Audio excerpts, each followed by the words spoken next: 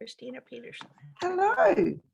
And hello, it's Kathy Frey here from IMCO, from the International Integrated Maternity Healthcare Organisation.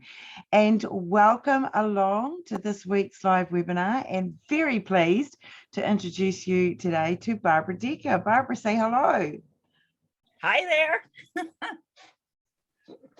Barbara is coming to us from Seattle in Washington State, and very, very nice to finally have you here today.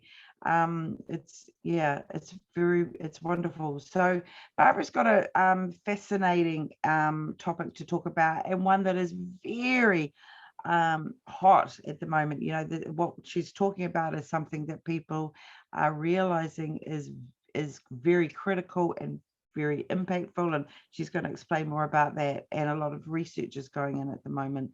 And that is, you know, why we cannot ignore the gestational period, because the more we study, the more we realize it's got such a lifelong impact on babies neurologically, physically, emotionally, spiritually. But before Barbara begins, it's just sort of a little bit of a background. And firstly, actually just some housekeeping. For those of you that are new here, we'd love to hear, I'd love you to type into the chat and let us know whereabouts in the world you're from, and your role as a health practitioner, or maybe you're a mum expecting a baby, or maybe you're both. So we'd love to hear that in the chat. And also down the bottom of the screen is the Q&A button. So if you have any questions for Barbara, please type them in there, and we'll absolutely make sure that they're covered off before the end of today's session. So Barbara has got about 50 years experience as a childbirth educator. And boy, you would have seen some changes over that time. And it'll be interesting the things that have changed actually, and the things that have not changed. But what brought Barbara to the field of prenatal and perinatal psychology was the knowledge that she received after reading The Secret Life of the Unborn Child, which is a book by Thomas Verny that is amazing. She was almost 11 years. That was almost 11 years ago since then, and Barbara has received certificates of prenatal bonding facilitating with B.O.N.D, B.O.N.D, and has trained for about 2.5 years with Dr. Gerhard Schroth in the Prenatal Bonding Program. There's actually only 12 facilitators in the US who have that credential, and she was one of the first graduates of the APPPAH PPNE Program, and I've asked her to just explain a little bit more about APPPAH, because not everybody in the world knows about them, particularly if you're outside of the USA. So yeah, look, welcome Barbara, and Barbara's going to be shortly taking over this presentation, and she's got an interesting PowerPoint slideshow to go through with you. And yeah, so welcome. Thank you so much. Shall I go for the PowerPoint? Yeah, you go for it. Okay.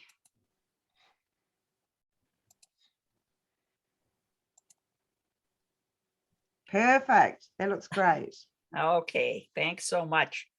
Well, I started out, as Kathy was talking about, as a childbirth educator, and I did it because of my own birth. And the first one wasn't really pretty because I had no classes of any sort. And that was, 53 years ago. And things have certainly changed since then. But let me tell you why I got into this field, because I think it's really important for you to understand why I feel that it's so important.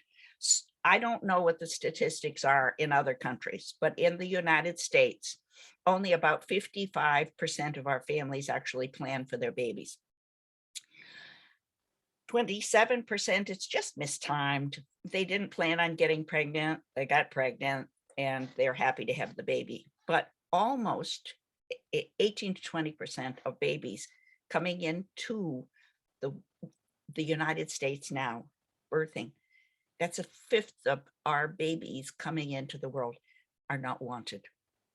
and it leaves a tremendous imprint on the baby as it grows up. So I'm sharing you this movie, which I had the pleasure of being part of, and most of you will be able to find access to it. Intrauterine life is not a paradise, as some people try to make us believe. This substance, which is the potential of a human being, feels every little feeling that the mother feels. We are the receiver of all the happiness and of all the difficulties of our parents. This is something that we're just beginning to explore gene by gene. We're really pushing back that time frame to say that there are factors environmentally that happen prenatally. Human beings are affected by the environment as soon as they have an environment. And that means as soon as we're implanted in the womb. In our society, there's so much rushing. You're so busy, everything going. Fetuses of mothers who are high anxious, they're showing differences almost, we want to say, in temperament. We see reduced brain volume, reduced gray matter density. People are conceiving, carrying, and birthing children under increasingly stressed conditions.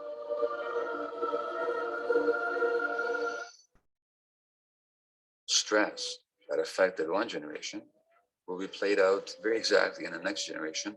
People have been through wars, famine, disasters of all sorts. When we see dysfunction in people, we're actually seeing the imprint of that lived experience. An adult trauma is really a fetal trauma. And this has been the missing piece, the foundation for our whole life. When you come to a point of knowing what is the cause of all this, when you have an answer, like the door opens.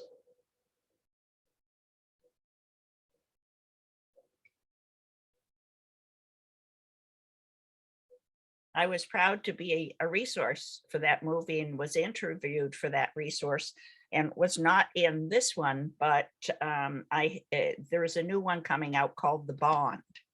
And that's coming out very soon too. And actually you're going to be able to see it. If you go to the APPA website, you'll be able to see the new movie because it's going to be on the APPA website for free.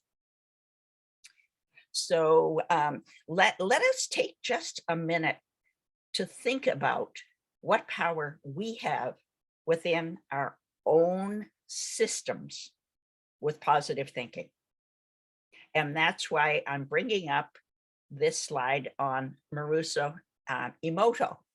I don't know how many of you have seen his studies, but he had people surround a pond. That was one of the initial one. And the people were all told, say love, caring, love. And their energy going over the structure of the water changed the water molecules into these beautiful, they look like snowflakes when the people were consciously paying attention to positive thinking and love. When he asked them to say hate, unkind, nasty, the water molecules were all distorted by the energy of the individuals that were saying the words. You make me sick, I'll kill you. Molecules, rice, plants, they are affected by what our energy is giving them. You put love and appreciation and thank you, the plants thrive. The water has beautiful crystals. And this information is on the website for all of you to look at. And so there's an example of what positive energy and love can do just out there with water.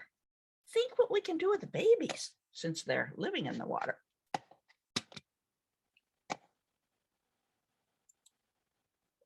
When people are growing a plant in their yard. Anytime we're growing plants in the yard, what's gonna grow in our area what's the right temperature, what kind of fertilizer is going to be natural. We take more time preparing for growing plants so that they're healthy. Why don't we make preparation for growing a healthy baby? We want the environment for that baby to be healthy and loving and strong. And we want to feed it. For years, people thought if they ate the right foods, that's all they needed to do for their baby. And then now, thanks to a wonderful researcher, Bruce Lipton, we know about epigenetics, which means that the environment around that pregnant woman can make a difference in the genes and the architecture of the brain and the nervous system.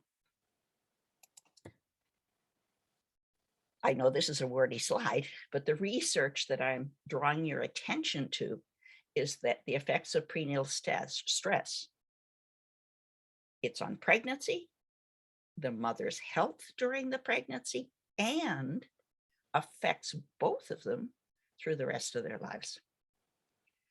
We have to understand that epigenetics and transgenerational influences, generations back, that had stressful occurrences actually continue for a number of generations before that problem has been healed. And Rachel Yehuda is one of the researchers that has done studies on the Holocaust victims. Their grandchildren seem to be expressing the stress that their grandparents had during the time. Once there's a conversation about it, that they're carrying grandparent stress, it's not their stress, they settle their nervous systems down. So we need to pay attention to not only what's happening around the woman now, but what she's carrying for any kind of a stress level. Is it coming back from generations? And with the books I'm going to show you, it will let you know that there's been tons of research over the years on the effects of babies being born preterm and being born early, and what it's done to the babies. And it takes a couple of generations for that pressure to be relieved and the babies to come into healthy circumstances. But the circumstances need to be addressed for these babies to grow on. So psychological changes and physiological changes are taking place while the mother is growing these babies.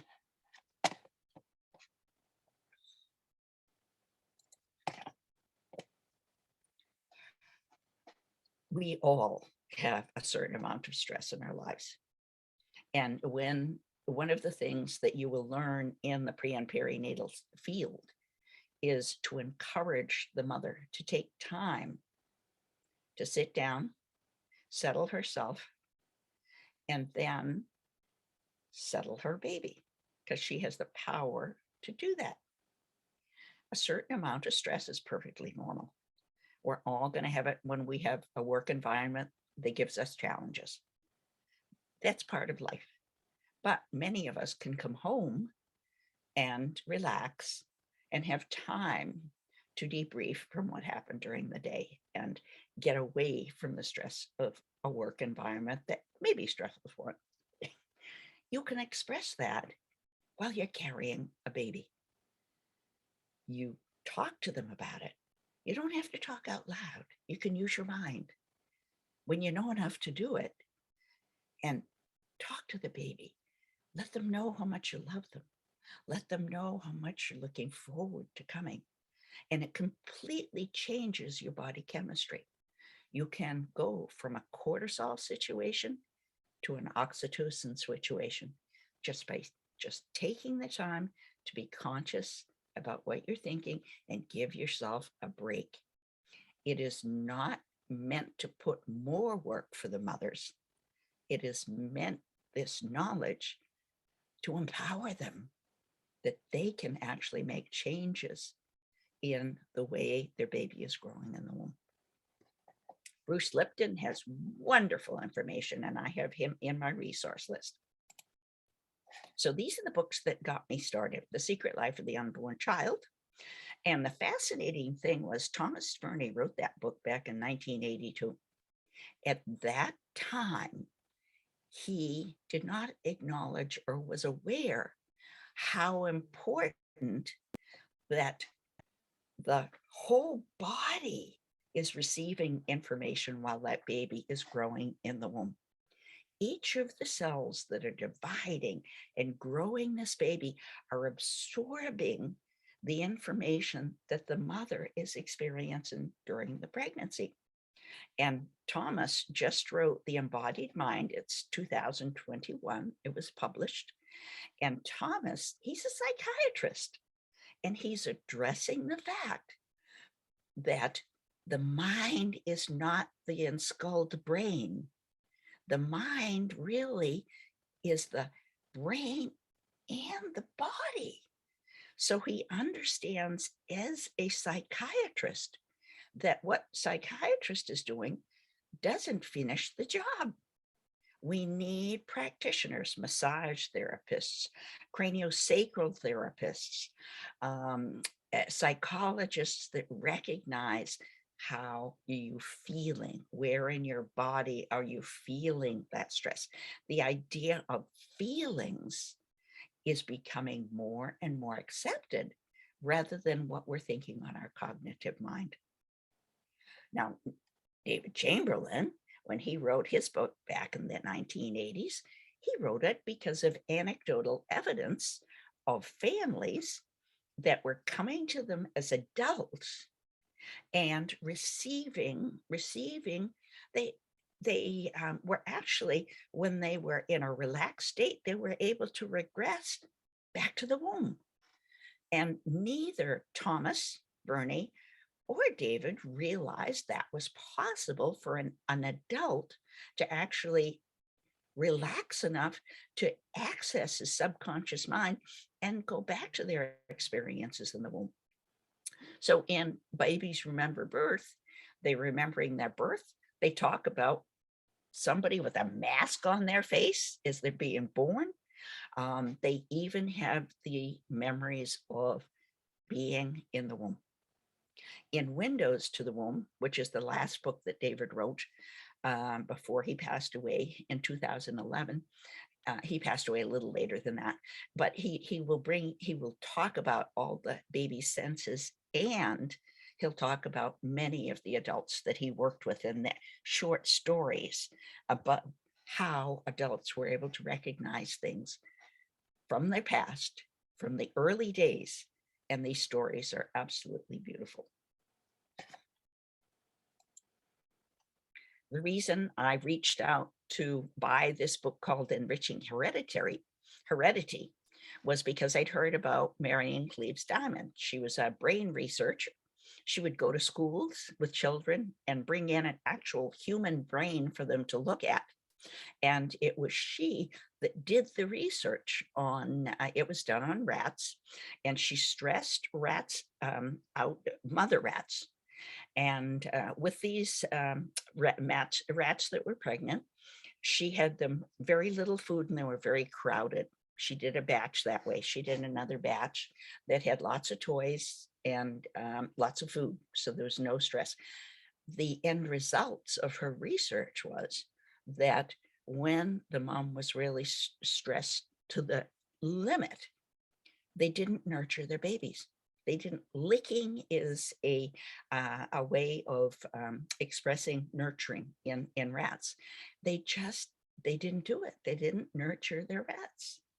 The ones that have the healthy atmosphere, they licked their babies and so forth. So they switched the traumatized babies over to the healthy situation. And it took 2 generations, but those mothers and their children finally were able to achieve the nurturing instincts that they didn't get with the first time around. But that book, nobody would want to buy that book because it's full of research. It's all research, but she's stressing the fact that it changes the anatomy of the brain. the limbic system, the hippocampus, the amygdala, the parts of the brain are being affected by what the mother is receiving during the pregnancy. With Nathaniel's, he puts forth much research on how living in the womb has an outcome of health and disease in babies. And even to this day, your medical practitioners get concerned when the baby's a low birth weight, because their organs tend to grow a little bit strong. Are they going to be able to make up for that when they were so strong, even at the end of the 9 months, these tiny babies? And a lot of that research came out of the Barker research after World War II, where the Dutch were starved. And the babies were extremely small. They had small hearts, small kidneys, and after they were born and got on healthy food, they ended up being obese and having endocrine problems, and a 20% percentage of schizophrenic babies. Just amazing statistics out of there. So what we want to do is prevent babies from suffering environments that aren't healthy for them, and try to give them an environment that will help them grow healthy cells so that they can be healthy babies mentally and physically. And in doing this, mothers and fathers are also healing the love because they're sending it to their babies.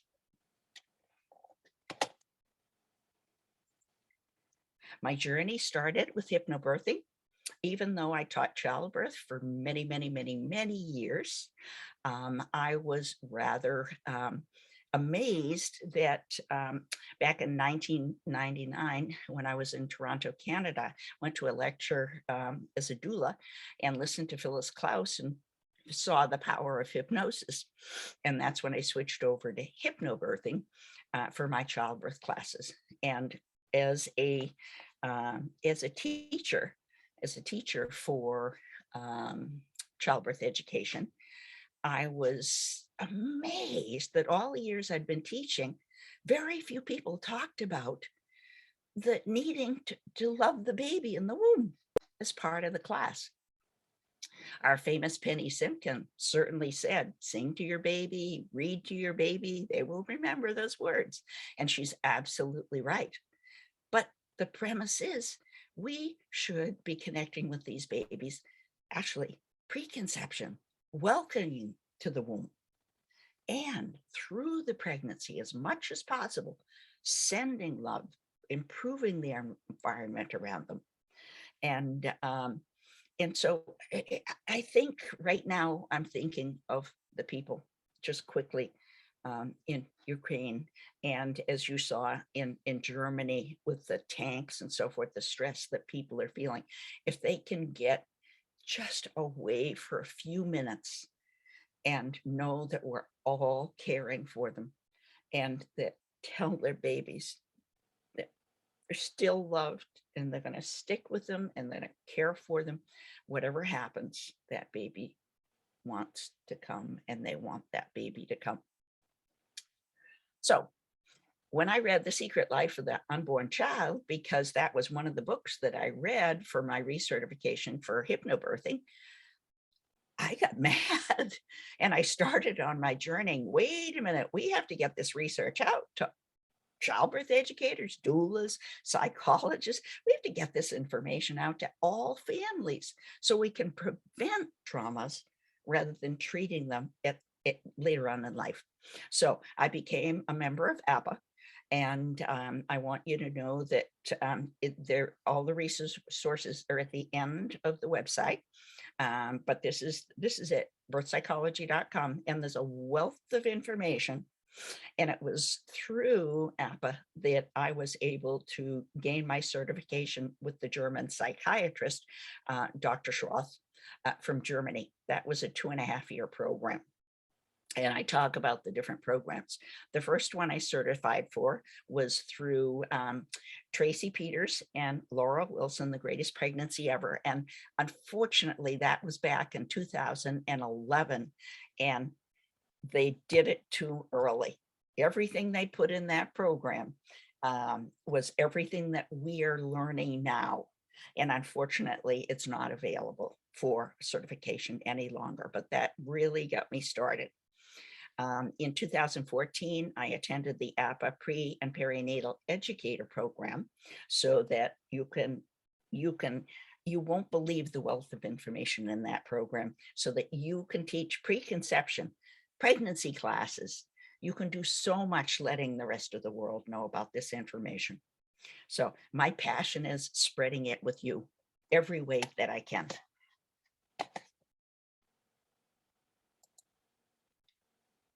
Just think for a minute. Just think for a minute.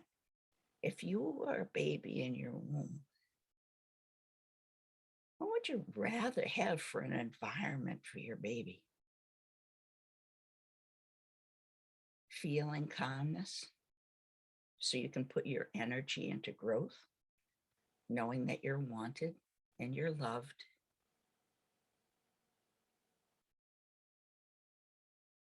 Or is your mom having challenges? Is she stressed out about things? We wonder where anxiety in adulthood comes from. Oftentimes, it's from that original environment of what the mother was going through. So even though mothers have had challenges and babies have had challenges, through the world of pre and perinatal psychology, I want all of you that are listening to know that everything is repairable. Everything is repairable, no matter how tough things were if you had a challenge. But let's educate mothers so that even though they have that cortisol flowing part of the time, they take the time to spread the oxytocin. The things that we want to understand from this lecture is the genes are not what makes us. The genes are the blueprint, but epigenetics, the environment around that pregnant woman actually can have an influence on the gene of the way the genes are showing through. The telomeres in the genetic system, when they're under stress, they shorten, and that's not a healthy thing. So we know that outside epigenetics can have an effect on the way the genes are portrayed through the system. Years ago, practitioners were taught that babies were blank states, tabula rasa. They didn't know anything until they were born.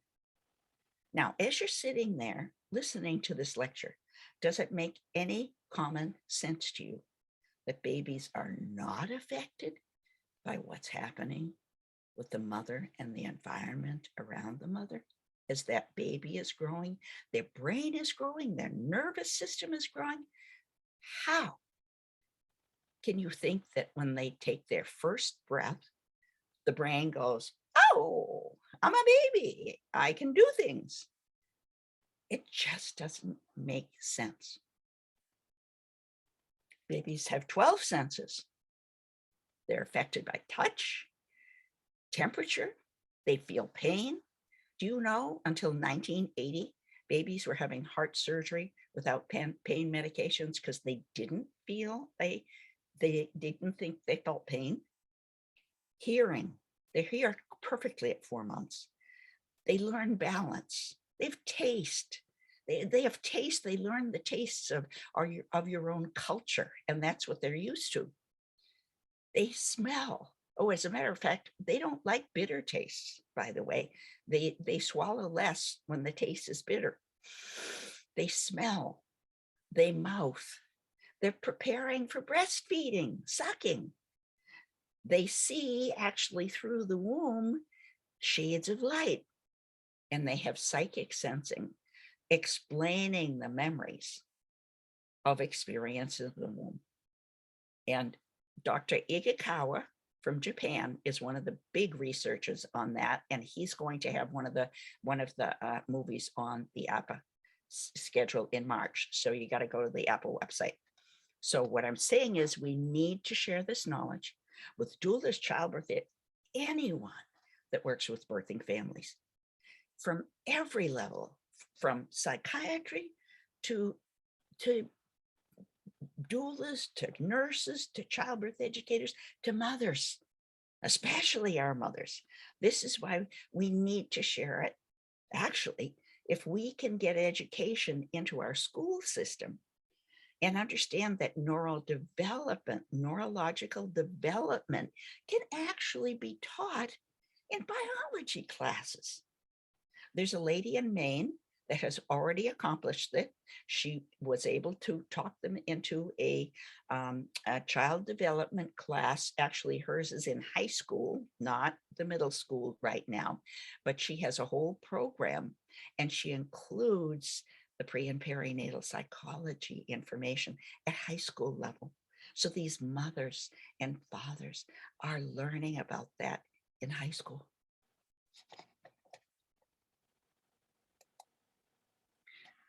This is my 8-hour Empowering Pregnancy class. I wrote this because I could not hold this information inside any longer. It needed to be shared with parents. So the program is for parents, it's for educators, it's for anybody that wants to come. It's an 8-hour program. I'm doing some of them so that they're 4 hours long, 2 sessions at 4 hours long, or a whole 8-hour day, where we address information on pre and perinatal psychology and how it can impact our babies. We address birthing choices. There are places in the world where they're not allowed to have home birth. So in their area, they'll be teaching where they're allowed to have their birth. The location, do they want to have a birth in the hospital? What kind of classes that might be helpful for them? And just the idea that practitioners know what type of practitioners you have. I have to admit, when I first started on this journey as a doula 25 years ago, I lived in the East Coast. I had a very conservative mind. When Penny Simpkins said, "What is your ideal birth?" I just went straight to hospital with a doctor, but I knew I wanted a birthing pool. But that was my mindset back then because I hadn't been exposed to the beauty of home births. I'm living in Seattle now. I've been part of home births, and I see the beauty, and my mind's done a complete 180 change as far as how beautiful birth can be when it's not interfered with. So we want to be able to talk to our families about this preconception, if possible, and then early in the pregnancy before they've chosen their practitioner. They need to know options. We will be educating you on some of the basics of hypnosis, an implicit memory that is in a subconscious level, and an explicit memory that is right there on the conscious memory, and how we're programmed even before conception.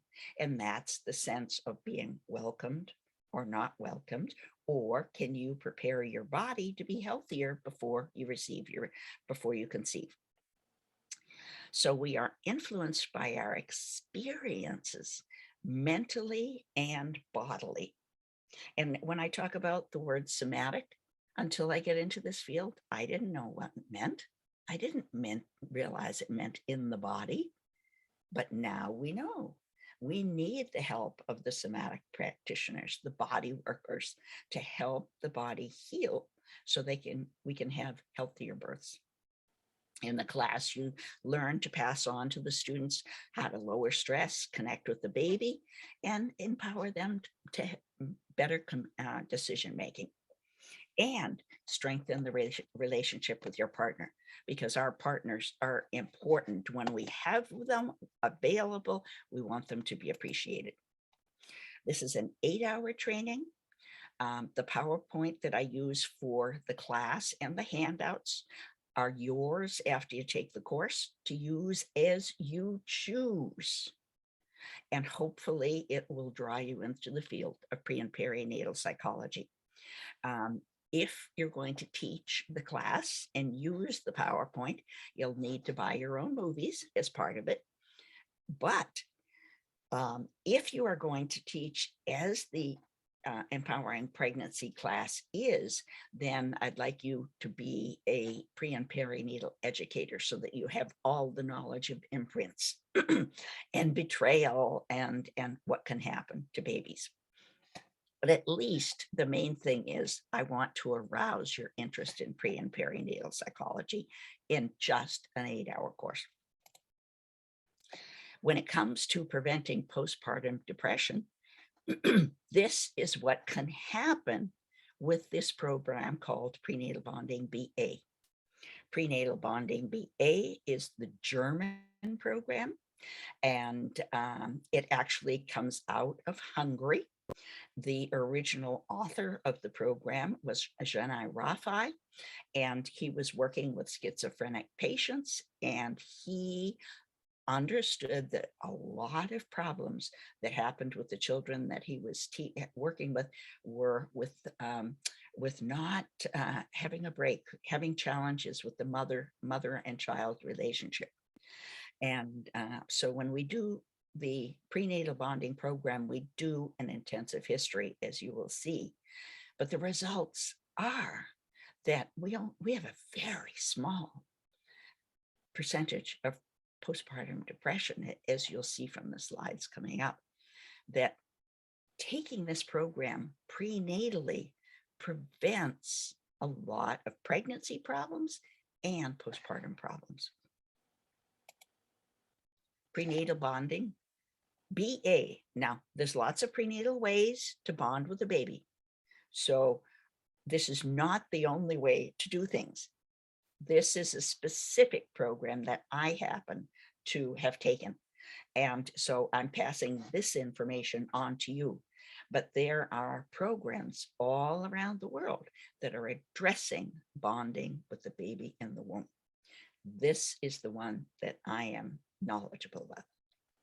So we uncover the history of the mother's pregnancy when she was the baby in her mother's womb, what was happening during the pregnancy, what happened during her birth. And I remember years ago, somebody asked me, does my mother's birth when she had me influence my birth? And at that time, I honestly didn't know. But now I do. And it does have an impact on the way the mother births. So we also ask about the postpartum experiences. We talk about life traumas. We talk about how their relationships are with other people and how she can move into this beautiful relationship with her baby in the womb. So people that have been exposed to challenges in the past, it may be buried way down in their subconscious. They may not even realize it. And if something bubbles up, it's got to be addressed.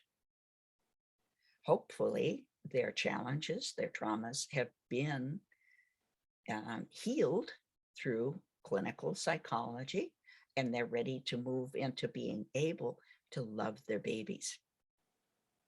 Because prenatal bonding is not psychotherapy. I'm a facilitator. I guide you through the relaxation sessions and encourage the energy and the mindset of the family to embrace the love for this baby in the womb.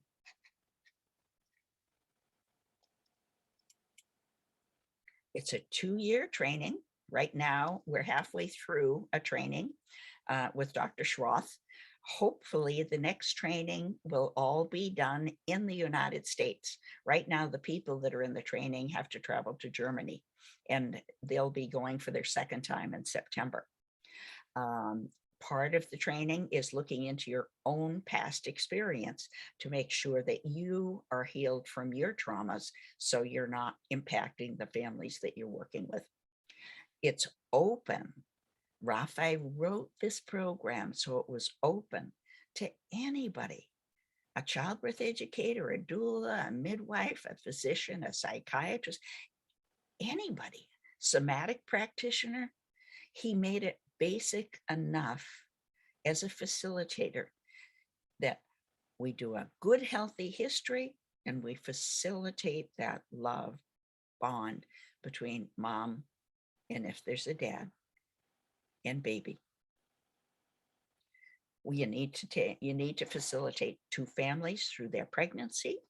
That includes 20 to 30 sessions anytime after the 15th week. Many times, as a practitioner, we do see these mothers. That's part of the work that I do. When I take on a family, I'm going to see them. I'm going to see them 20 to 30 sessions during the pregnancy. That is what prenatal bonding is. They'll do a 1 month eval after the baby is born and a 6-month evaluation after the baby's born. So we can gather together the information that I'm going to present to you, because this is the latest research we have that Ann Schroth put together recently.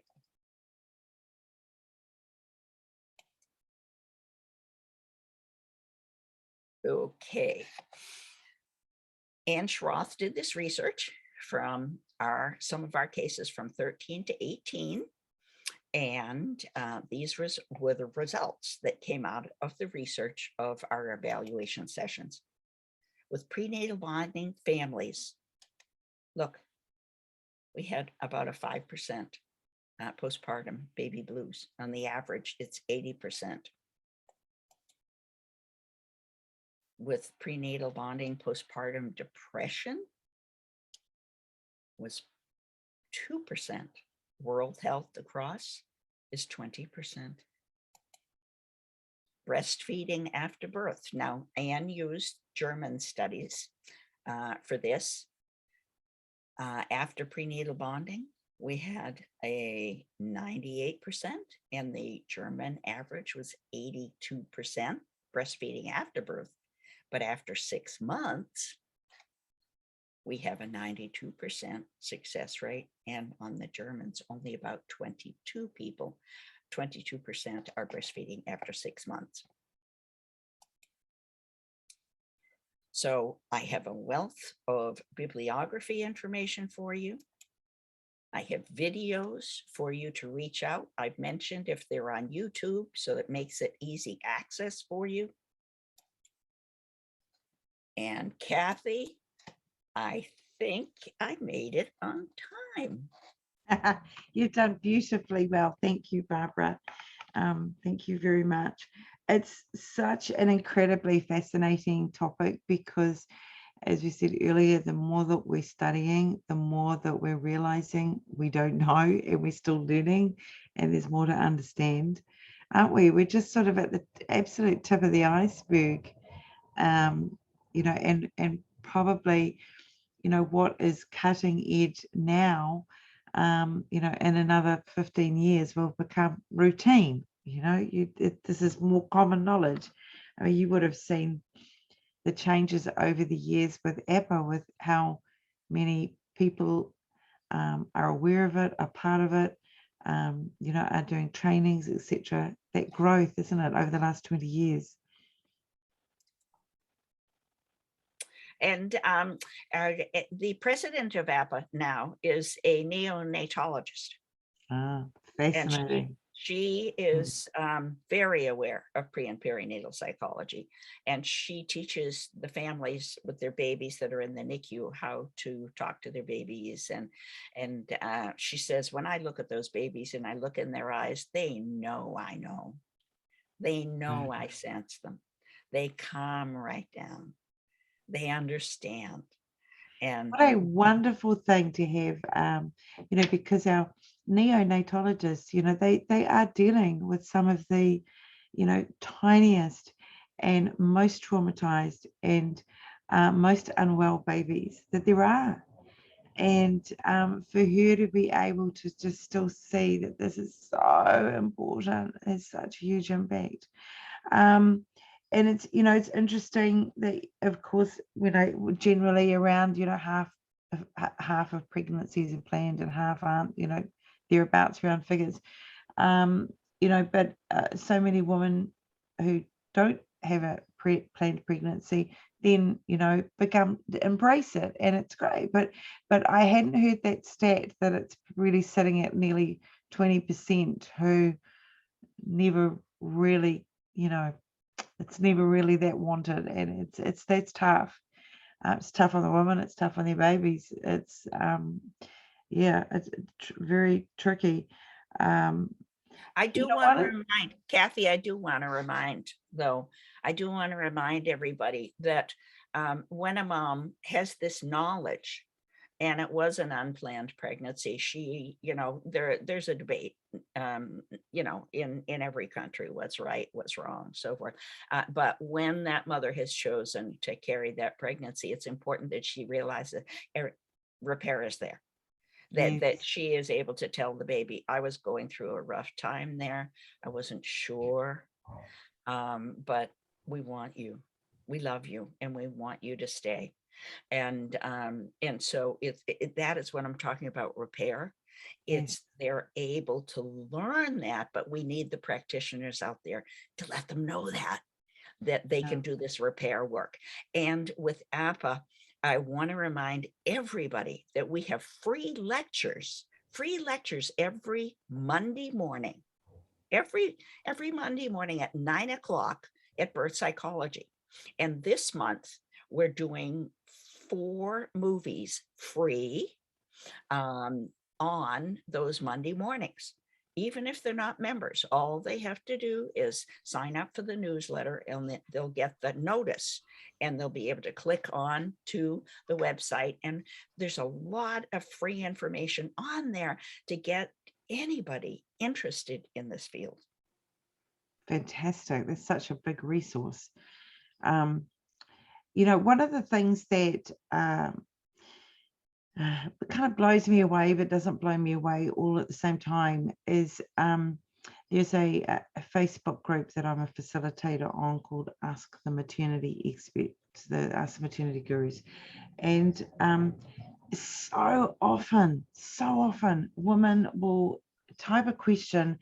They're pregnant, quite often early on the pregnancy, but the words will be there, I'm so worried about. And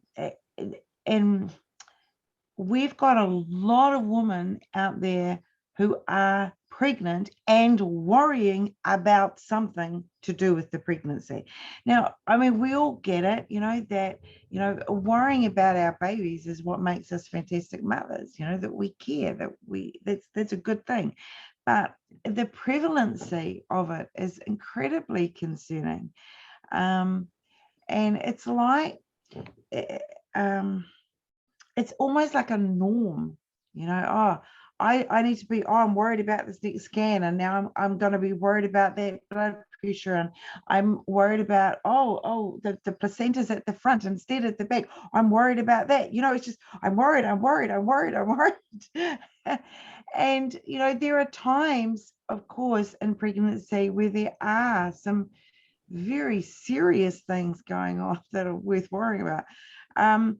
Hard not to, but I guess it's sort of like we seem to have lost a balance there sometimes on, it's reasonable to be concerned about something, but you can't spend that pregnancy with the stress of those worries, almost paralyzing. And I so often I hear myself saying to women, look, you really need to de-stress on this.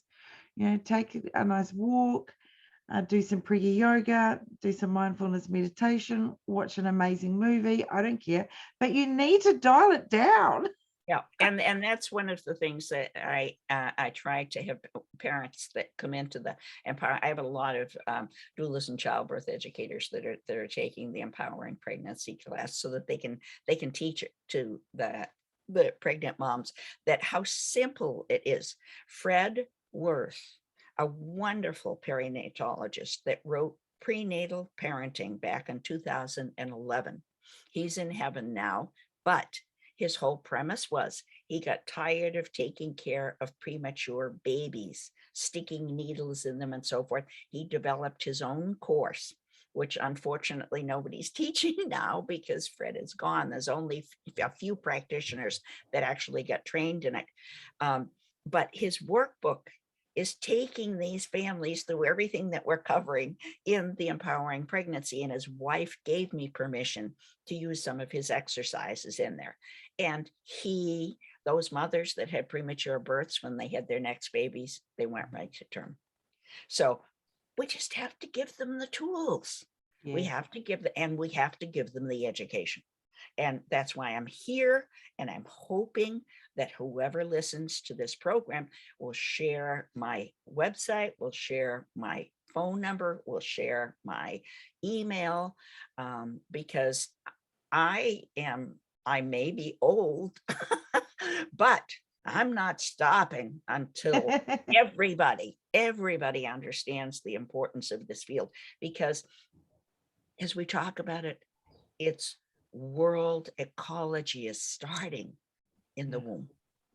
And our babies can have a better start no matter what's going around that woman when they just take Fred Worth's premise, 15 minutes, 2 to 3 times a day, using love, sending that baby love. And that's what he called it. It is love sessions. I love it. And I love the practical side that you're saying, look, 2 to 3 times a day of 15 minutes. It's it, the stress that there's 2 kinds of stress in a way with pregnancy. And there's those stresses that are impossible to remove out of your life.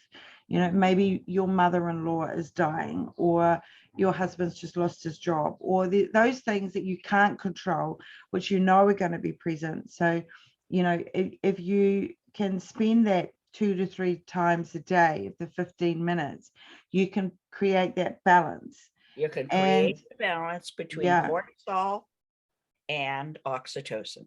And that's what we can do in teaching our families. Yeah, how to deal with that stress. And this is, say you've got those stresses that you cannot avoid, they're just in your life, or you've got those stresses where you're just getting really anxious over stuff that maybe you don't need to be so anxious over.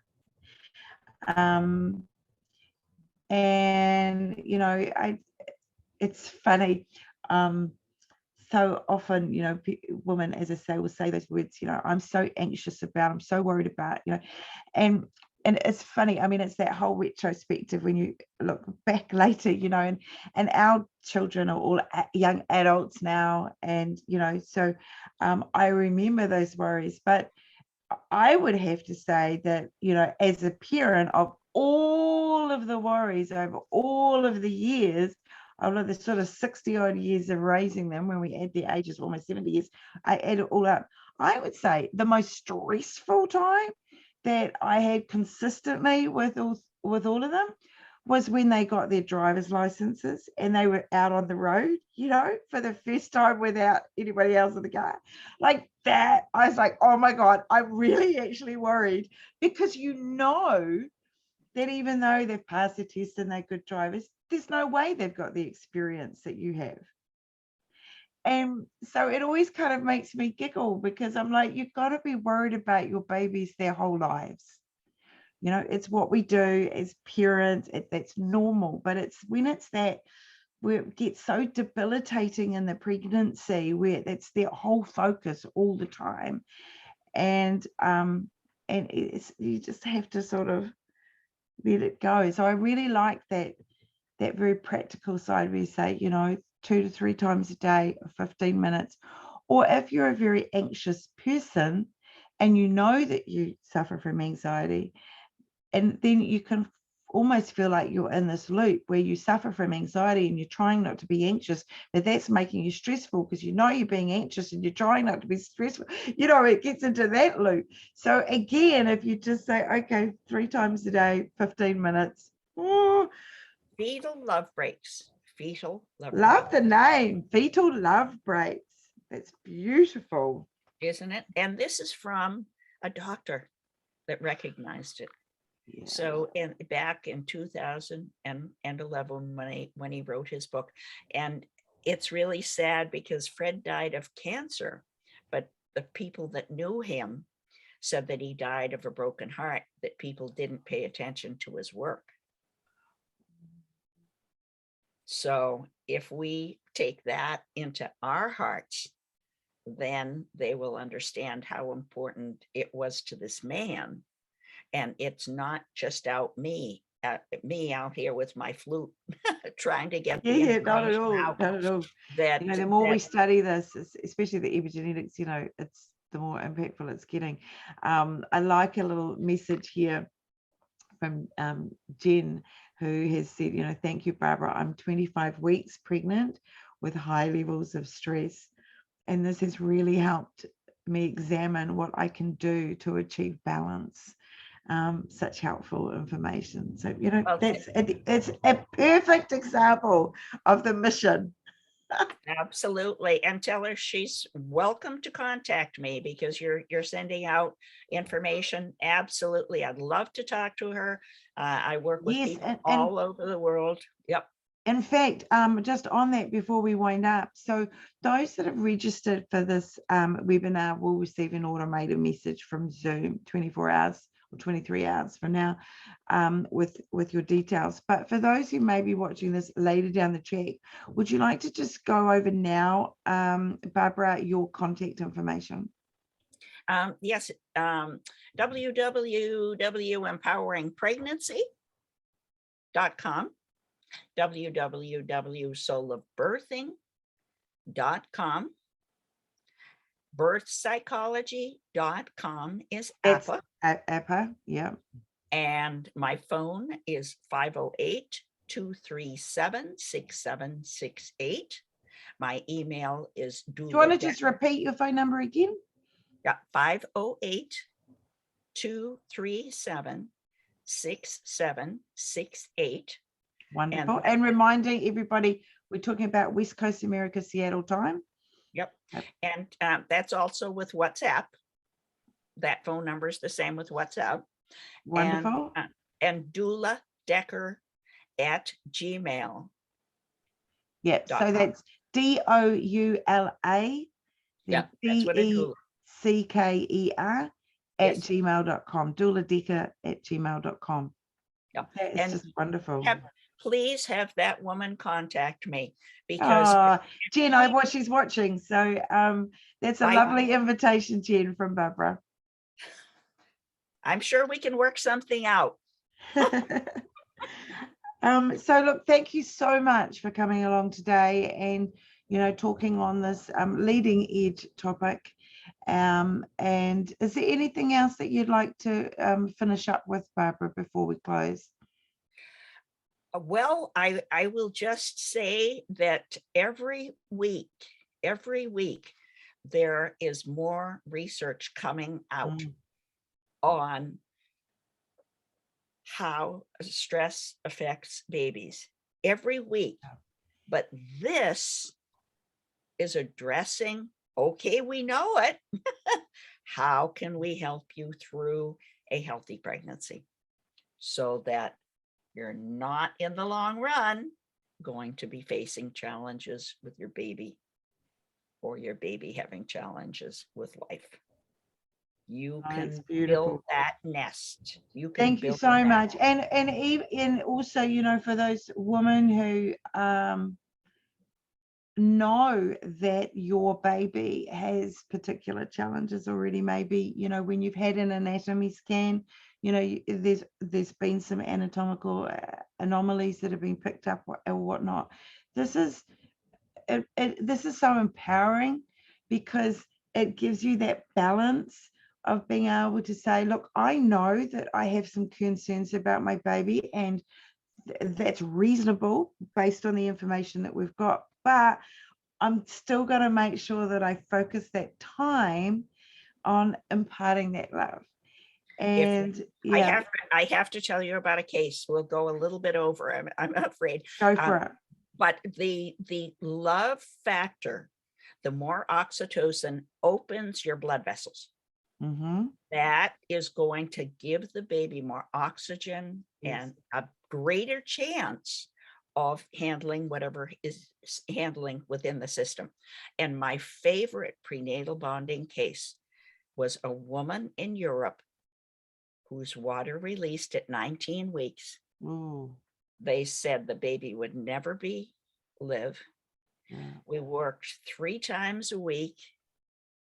She carried that baby to 30 weeks. They said the baby had never breathed normally. We practiced the baby's lungs expanding and contracting. She was only on a ventilator for 2 days after she was born. Gosh, at 30 weeks. 5 years old now, 5 years old now. And I get a Christmas card every year with these pigtails on her head. And she has the best immune system. You could not believe it. I love it. It's a fantastic Miracles story. can happen when you send love. And if there are challenges, anything you do to make the baby's experience in the womb, you'll know you did everything. And that's right. You can put your hand on your heart and say, look, I know we were dealing with, my dad passing, or we were dealing with, just other stuff in life. I know I was dealing with that. I know I couldn't escape it, but I gave that time, and you can, it's like you get peace of mind from knowing that you've created that balance. Yeah. Thank you. Thank you. If that's one thing that people say from this talk, Kathy, that's beautiful. Yeah, absolutely. Mwah. All right. Well, thank you for having me. and thank you to those of you that were live here today with us. It's always wonderful to have the live audience. We appreciate you being here. Look forward to hopefully seeing you again next week. And to those of you who are watching this later down the track, we wish you all the best as well. So thank you very much, Barbara. We really appreciate your time. So thank you, and thanks to everybody. Have a great week, everybody. Bye. Thank you.